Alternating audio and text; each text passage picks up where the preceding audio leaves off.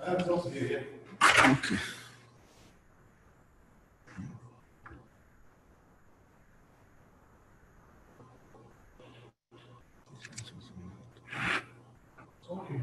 Okay, that's fine. Can you hear anything?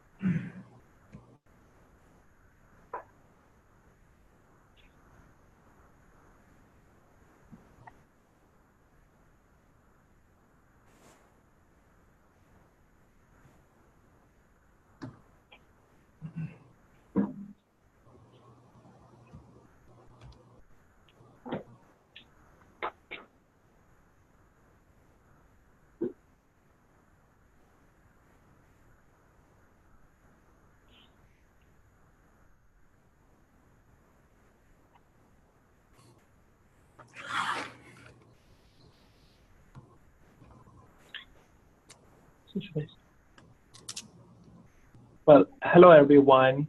I don't know if I should start or no. Okay, so my name is MECHS, and I am a postdoctoral researcher at Purdue University, and I am so happy to give this webinar today on designing a successful real-time hybrid simulation. This is the third Hybrid Simulation 101 webinar series. In the first two presentations, my colleagues talked about the anatomy of hybrid simulation and real-time hybrid simulation and pseudodynamic hybrid simulation. And in this webinar, the emphasis is on real-time hybrid simulation.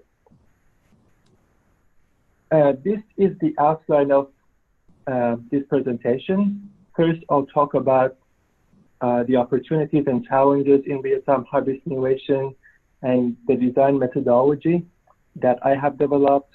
Then I'll talk about substructuring in real-time hybrid simulation and activity. In the third section of my presentation, I'll talk about transfer systems and controller strategies.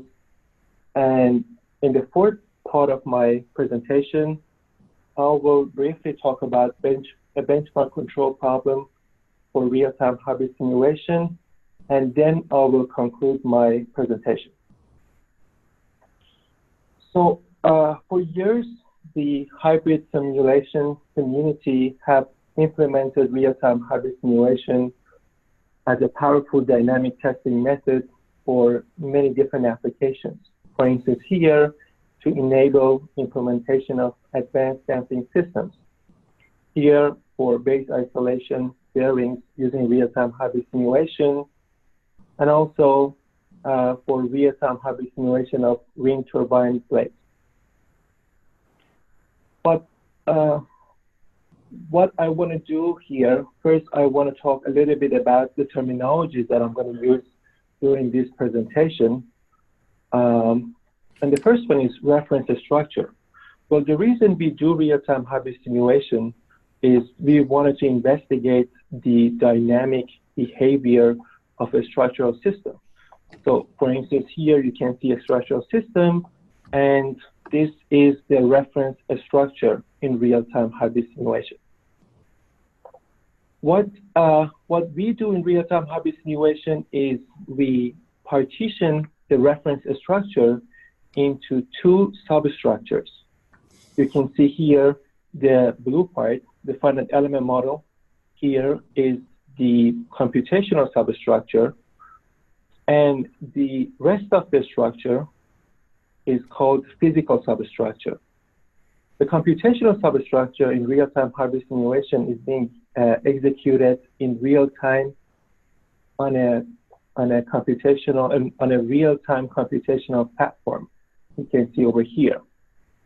And to execute and to enforce the boundary condition between the computational substructure and the physical substructure, we use a transfer system. In this presentation, a transfer system refers to one or a multiple hydraulic actuators or a shake table. Here, I want to address what do I mean by a successful real-time hybrid simulation, and I thought it would be good to explain it through a very simple case study. What you can see over here is a very simple dynamic system. So you can see a 1 degree of freedom linear system, and to execute real-time hybrid simulation, what we do is we partition that into the computational part over here. You can see the mass, damping, and stiffness, and this is the numerical substructure, and a portion of mass, damping, and stiffness is in the physical substructure here.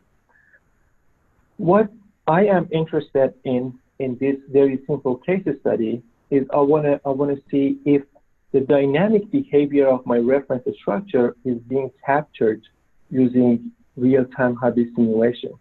And to do so, what I want to do is I want to make a comparison between the response of my reference structure and the real-time hybrid simulation response. So what you can see over here, this is the comparison between those two signals. What you can see that this is like some experimental results that, you know, we are able to capture the dynamics, and actually the comparison is very good. However, there are cases in real-time hybrid simulation that even for that very simple case, as soon as you make any slight change in your partitioning, for instance, or change in the control system that you use, what happens is instead of getting a very good match between those two signals, you might end up having an unstable system, and that can be quite dangerous in real-time hybrid simulation. Or in other cases, for similar reasons, any slight change in the partitioning or other reasons, you might not be able to replicate the response of the reference system using real-time hybrid simulation. Sometimes, the inaccuracy is small, or sometimes the whole dynamics might be different. So to address that and to quite understand what is happening, here I am providing you a governing equation for a general reference structure, and I'm going to go step by step to see why that might be the case, and also explain the challenges in real-time hybrid simulation. So here you can see the general equation for a governing equation for a general reference structure. We have the inertial force, restoring force, and damping, and the excitation. And in this equation, we partition the reference structure into the computational part and into the physical part, subjected to a dynamic loading. And this equation is equivalent to that one. So we have the equation of motion for the computational part subjected to dynamic loading, and this vector represents the force measured in the physical substructure. So to explain the challenges in real-time hybrid simulation, we can look at the governing equation in real-time hybrid simulation. From a stability perspective, this equation can go unstable if we do have numerical instability in this governing equation. So if somehow the equation over here go unstable and we have numerical instability, the whole equation is going to go unstable. What we do have here, this is the physical substructure, and we do have a tracking control problem. So we have a desired trajectory that we compute in the computational part, and we're trying to track that in real time very fast. So if we do have any tracking instability, the whole structure is going to go on, the whole equation is going to go unstable. Another very important parameter that it might not be as obvious is the partitioning sensitivity. And by that, I mean, how did we partition the reference structure into the computational part and the physical part? And that is going to set requirements in terms of the controller strategy, what controller should be used, and the performance of that, robustness, and so on. Very similar thing about accuracy. So because of these challenges, and I'm going to explain some of them in more detail in the following slides, during my PhD, I developed this design algorithm to conduct a successful real-time hybrid simulation. And this design algorithm has 4 fundamental elements. The first one is partitioning configuration. How do we partition a reference structure into the computational part and the numerical and the physical part? The second one is predictive indicators, that I'll talk about those. The fourth element is the dynamics of the transfer system, for instance, the hydraulic actuator or the shake table. And the fourth one is the requirements for choosing a suitable control algorithm for real-time hybrid simulation. So the first one is how to configure a suitable partitioning choice, and why is it important? One of the important feature of real-time hybrid simulation is its versatility.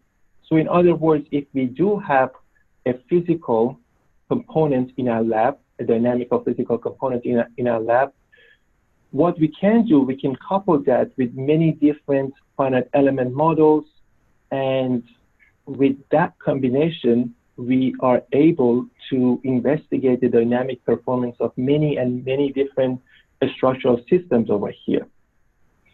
However, from a stability and accuracy perspective, the question is, are all of these partitioning options that you can see over here are identical or no? And if not, what makes a difference? Why sometimes we get very accurate and good results in real-time hybrid simulation, and sometimes it might go unstable or the results are inaccurate? And if that's the case, how can we quantify the differences between, for instance, this partitioning choice and the other partitioning choice?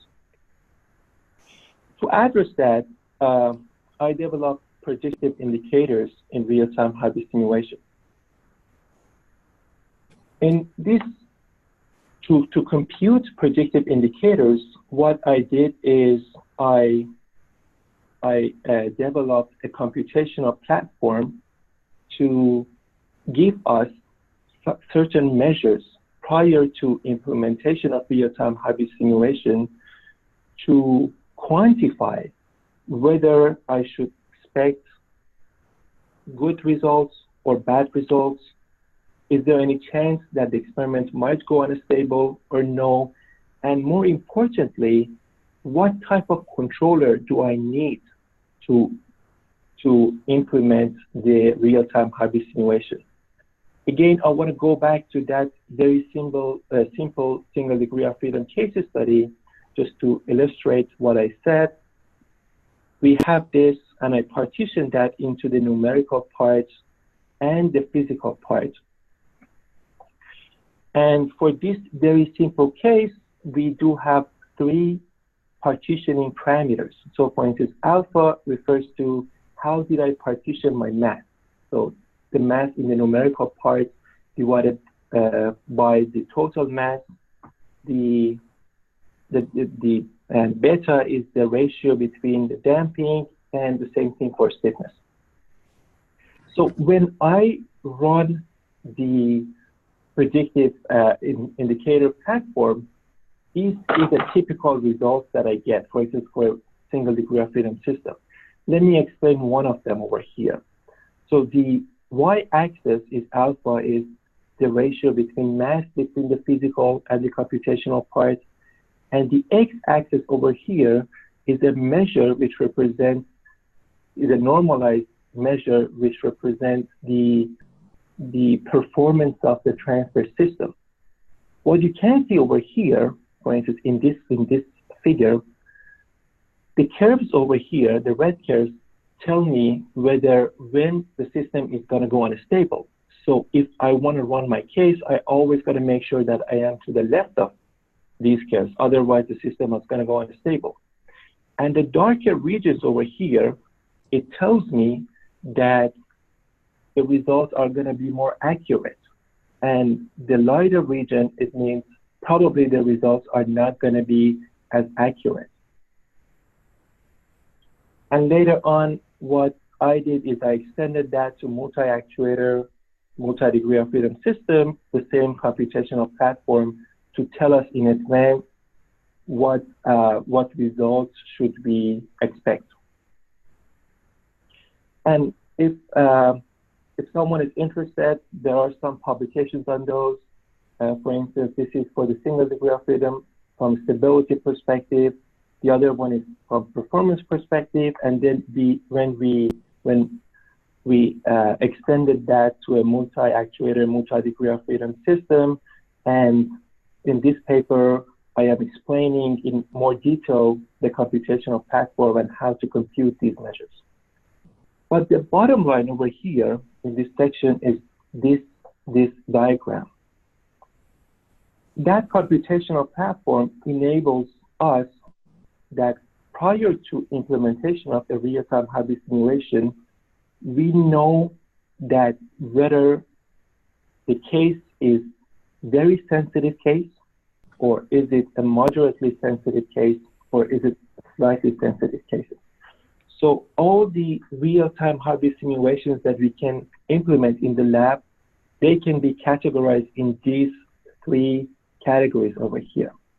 For instance, if I want to run a very, an extremely sensitive real-time hybrid simulation, which is in this category, and I can measure that, I can use the indicators to ensure that the case is here, then I should be very good in control, and I need to implement a very high performance controller for this real-time hybrid simulation. However, if I choose to run a slightly sensitive choice in real-time hybrid simulation, I might be able to achieve very good results for real-time hybrid simulation with an okay controller. So I might not need a very high performance transfer system controller. So this is my choice how to design my real-time hybrid simulation from partitioning perspective. The next section of my presentation is on controller strategy and transfer system. So you can see in this algorithm, the third fundamental element in this design algorithm is transfer system dynamics. Here you can see a block diagram for a typical single actuator real-time hybrid simulation. And we do have our physical substructure here. But if you notice, the physical substructure is not standing alone by itself. So it is coupled with the sensing system and with the transfer system. For instance, this is one example. If this is the physical substructure in my real-time hybrid simulation, the physical substructure is connected to a hydraulic actuator, and there are different mechanical and electronic components associated with that transfer system. So to run a successful real-time hybrid simulation, a user should have a good understanding about the entire plant over here, which I call plant, and I mean the transfer system connected or coupled with the physical substructure. For instance, here, this is a transfer function from the input to my transfer system to what we measure, what we accomplish with that hydraulic actuator. So as you can see, this is a dynamic system, and at different frequency, we have different amplitudes. So we need to have a good understanding about our plant. Especially, it becomes more complicated when we do have a nonlinear physical specimen. For instance, this is one experiment that I did during my PhD, especially knowing the fact that all the transfer systems, hydraulic actuators, and shake tables, they have some limitations and they have some capabilities. And now that they are coupled with a nonlinear physical specimen, which is quite unknown to us, so that becomes a very important parameter for real-time hobby simulation. In this topic, I also have some, I have studied during my PhD, and what we try to do is we try to come up with methods to identify these coupled systems, this plant. For instance, this is one journal paper, and the other one in this one, I explained how can we describe a coupled transfer system in a controllable canonical form for users to go and design a controller for that. And this is another one for nonlinear systems. So here, so far what I have explained is the importance of a partitioning configuration and predictive indicators. And then here we know about our transfer system dynamics. The next step is to design a controller for real-time hobby simulation. In the community, in the RTHS community, a lot of researchers have developed different control algorithms. And each one of them, they have pros and cons in different applications.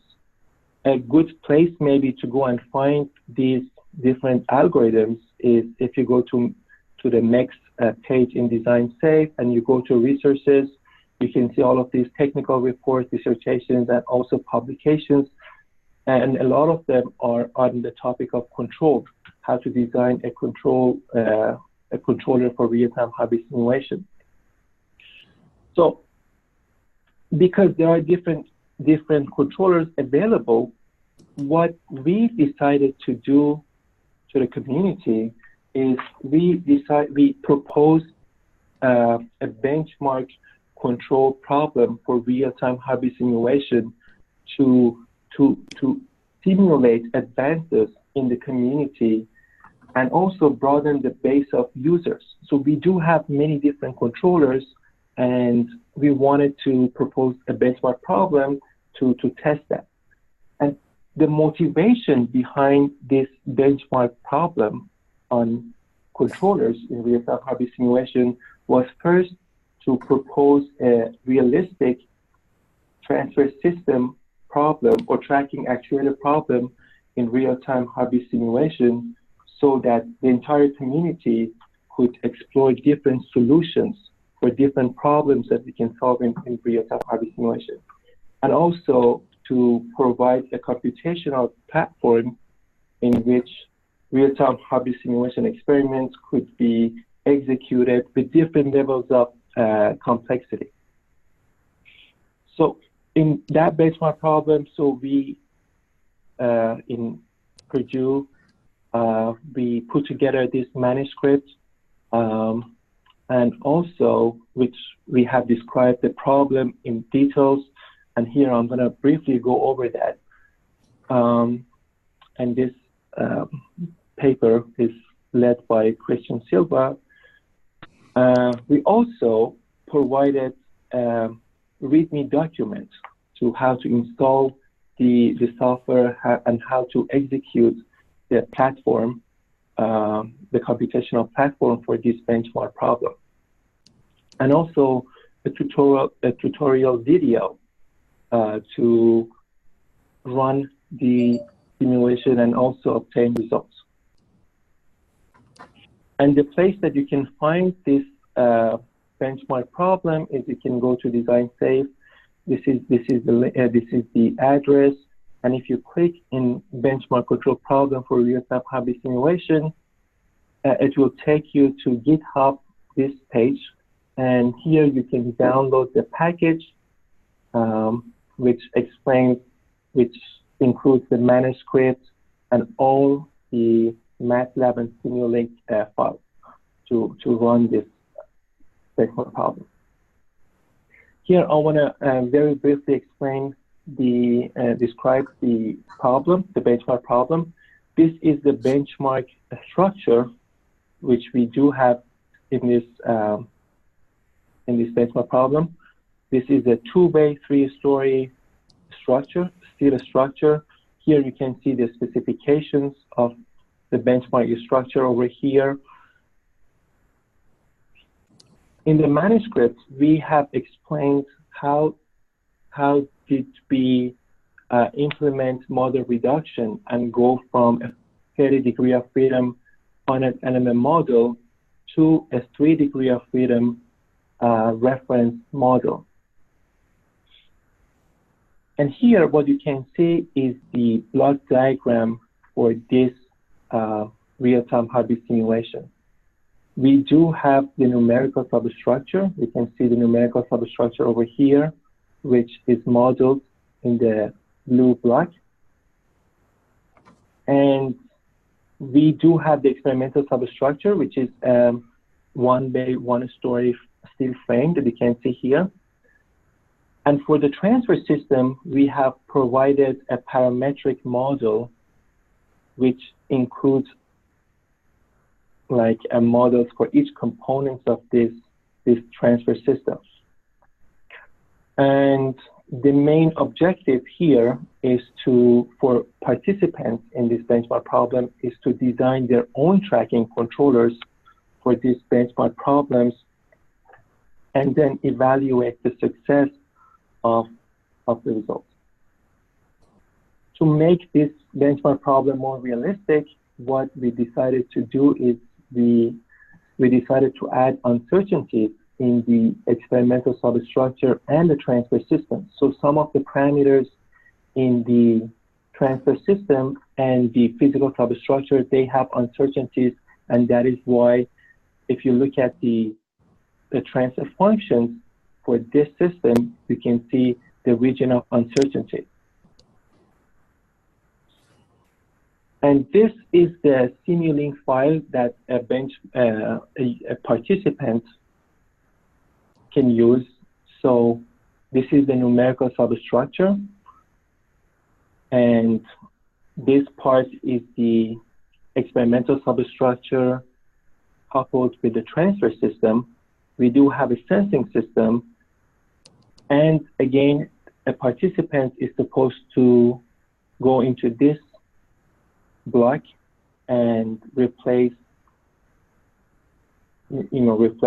this block with their own controller design and then run the benchmark problem. This is the flow diagram for this benchmark problem. So, and I will briefly explain that starting from the input file. This is a snapshot of the Similan file. When you download all the files and you wanna execute the benchmark problem, the first file that the participant should go to is the input file. And at the very top, there are some parameters that a user is supposed to set. For instance, we have different cases for the computational substructure. They can choose from those. And the next one is the F2 controller file. This is the Similan file associated with that. And as I said, we have already designed a very simple basic controller to run the case, run all of these cases. but the participant is expected to replace the contents of this block with their own digital controller. And later on, they can go to this file, the run the RTHS demo, and they're gonna be asked some questions. For instance, do you want to run the benchmark problem in real time or in a non-real-time platform, and how many perturbed cases, which are corresponding to the region of uncertainty that I talked about, do you want to have? And it's going to run the real-time hybrid simulation, the virtual real-time hybrid simulation. And a very important feature about this code is after a participant runs the code is going to generate 9 different evaluation criteria, which are commonly used in the community. So a participant can see whether the experiment was successful or it was accurate, and what was the level of error in the virtual real-time hybrid simulation, which corresponds to their controller design. To very briefly talk about one feature of this benchmark problem, for instance, the role of partitioning configuration that I talked at the very beginning in this presentation is being captured in this benchmark problem. We have already designed a very simple PI controller and a phase-led with phase-led for this. This is not an advanced controller, but it is good enough to execute the virtual real-time hybrid simulation. And using that controller, we came up with 4 different partitioning cases that you can see them here. As I explained, because the controller right now is not very advanced, so we were not able to run the cases in the extremely sensitive region or in this region, because we do need a very advanced controller for those. And we have 4 cases in the slightly sensitive, 3 cases in the slightly sensitive, and 1 case in the moderately sensitive cases. And they all correspond to the computational substructure. So the physical substructure is the same. We make some changes to the computational substructure. And here are the 9 evaluation criteria that I talked to you about. So you can see here the role of partitioning in terms of the success of real-time hybrid simulation. So the general trend is if you go from case 1 to case 4, the results are going to be less accurate, because the more you go to the left, you require a better controller to run a successful real-time hybrid simulation. So with that, I'm going to conclude my presentation. I want to mention that real-time hybrid simulation is an effective and versatile tool for the examination of complex structural systems, especially when the physical substructure has rate-dependent behaviors. Before we had this design algorithm in RTHS community, the way we would implement real-time hybrid simulation was mostly based on trial and error. So we had a physical component or physical substructure in our lab. We would design a computational part, and then we would tune our controller the best we could to run an experiment. However, in this presentation, I demonstrated the important elements of the design methodology for successful implementation of real-time hybrid simulation.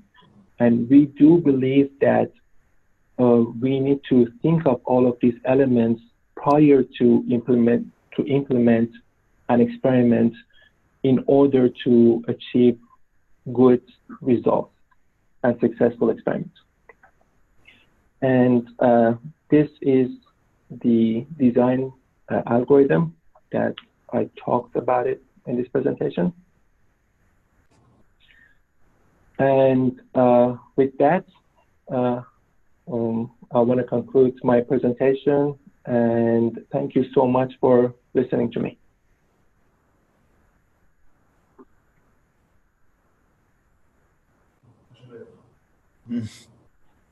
So, what should I write? What should we write?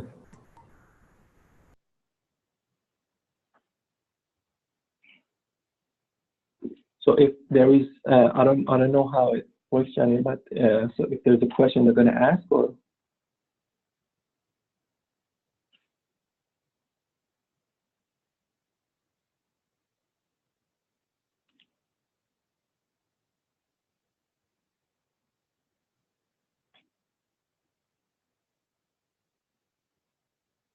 if somebody has questions,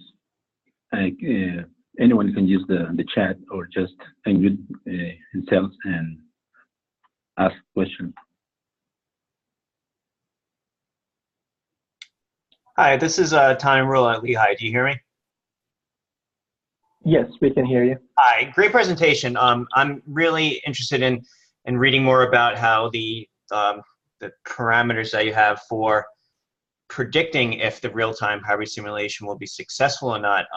Just a couple of questions about that. I know you went through it fairly quickly for the time today, but how much of the interaction between the, say, the controller or the simulating system and your physical systems, your data acquisition and your controller, with the communication that is going to be happening between them, the delays, how much of that is in consideration? And that leads me to my second question: is any of this benchmark control problem going to influence or request from the community the type of communication protocols that need to be implemented in order to have a successful hybrid simulation?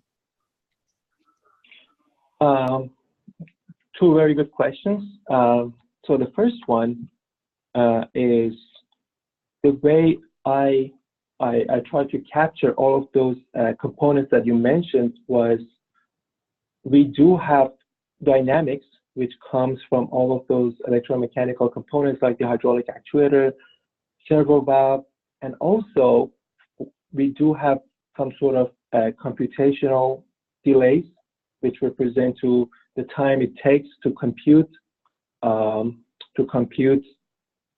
to solve the equation of motion in the computational part. And also, if we do have any communication delay, sometimes we want to run like geographically distributed, which is the communication delay is the dominant one. Or even if it's locally executed, we still have communication. So in my platform, I considered the dynamics, computational delay, and communication delay, and try to address whether, and kind of lumped three of them together to measure the sensitivity of the partitioning to any sort of interface desynchronization or interface desynchronization. And regarding your second question, if I understood it correctly, the main objective of this benchmark problem is, mostly focused on the control side of real-time hybrid simulation, in terms of how, having a good controller is going to attribute to the success of real-time hybrid simulation. Well, control is one of the most important parameters, but there are also other parameters contributing to the success of real-time hybrid simulation. But this benchmark problem is mostly focused on the contribution of control. Okay, so yeah, right. I understand. I just wanted to make it clear. It's like this is more of a controller software study to make sure that you're able to implement your controller, and your plant in almost like in a virtual form, and make sure that it can operate with success on your system. And at this point, you really were just going to leave it up to the person running this hybrid simulation to know how to create that interface between the real world and this benchmark problem in the end for them to do that. Does that make sense? I think the next phase for this benchmark control problem would be, so we collect all of these control designs and actually implement them in the lab. So, right. So this is the intention over here is for participants to kind of get a better understanding about the role, the very important role of control in success of real-time hybrid simulation. And after they design the controllers, we should be able to collect those controllers and run the real-time hybrid simulation in the lab and to validate those findings. Okay, thank you. I do actually have one more question, but I don't know if I'll let other people jump in if they need to at this point. And then otherwise, if there's no questions, I'll come back to mine. Sure. So there is one question that I'm trying to read over here.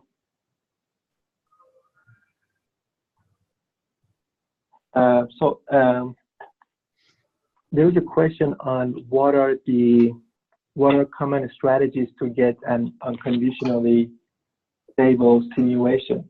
So thank you for asking that question. What I found with this computational platform is based on the way we partition the reference structures, there are certain circumstances that for within a region, the partitioning choice is unconditionally stable in a sense that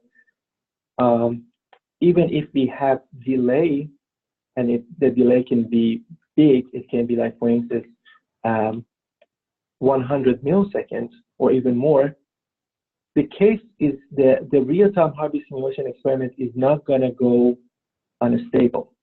However, it doesn't mean that we're going to get accurate results, but those particular partitioning choices are very important, especially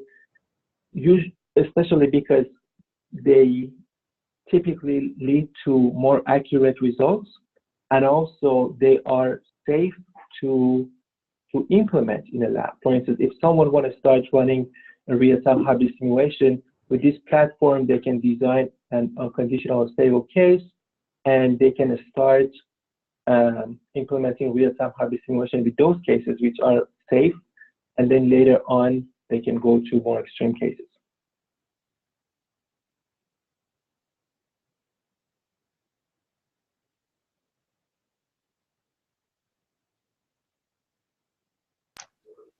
All right, this is Tommy again. I'll come back with my quick final question was, is this based on doing solely earthquake simulation, or can this be multi-hazard where your loading or your forcing function can be of any type, winds, earthquake, or other types? The way I designed this computational platform was irrespective of the loading type. However, if we do have a linear system, then it's absolutely irrespective of the excitation. It can be ground excitation, earthquake, or it can be wind or any dynamic loading. However, when we are dealing with nonlinear systems, highly nonlinear systems, still it doesn't matter whether it's wind or it's earthquake, but the magnitude of excitation plays a role. So it might, at low amplitude, we might have a stable case, but if we increase the amplitude of excitation, we might end up in an unstable region. Okay, thank you. You're welcome.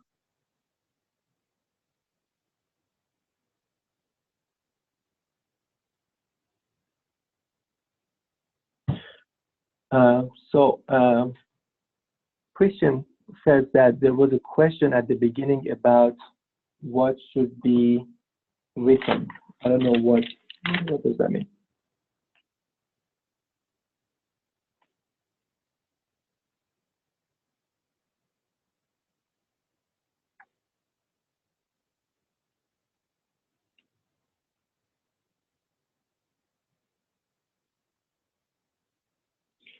Christian, I cannot see the question. Can you tell us what the question was?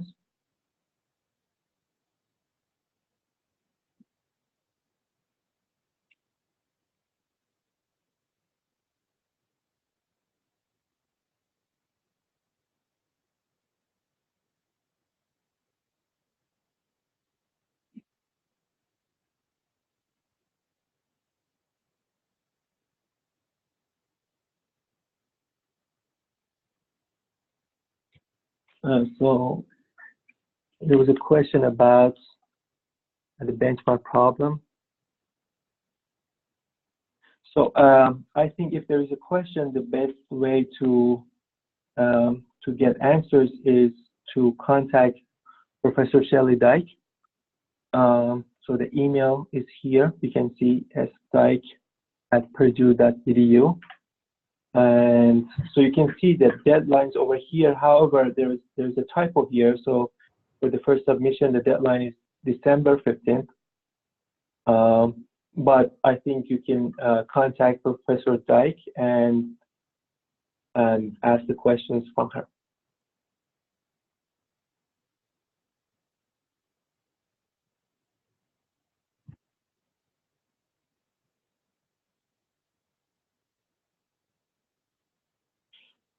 Okay, so I think if there is no more question, we can end the meeting. Thank you so much, everyone, for participating.